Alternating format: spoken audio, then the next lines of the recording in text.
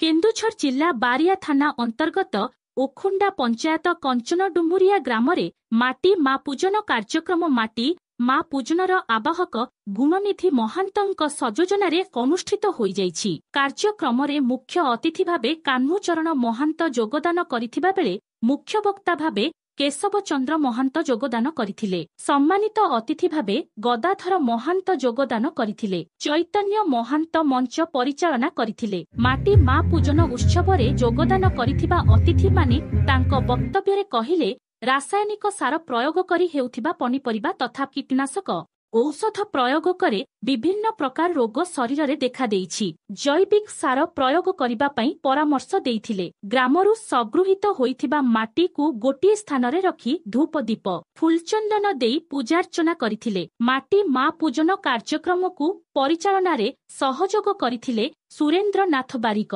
लंबोदर महांत, बैकुंठनाथ महांत, कमलाकांत महांत। कार्यक्रम शताधिक जनसाधारण उपस्थित रहिथिले। केन्दुझर जिला झुम्पुरा ब्लॉक रु जेथुराम महाकुड़ुंक रिपोर्ट, बैतरणी खबर।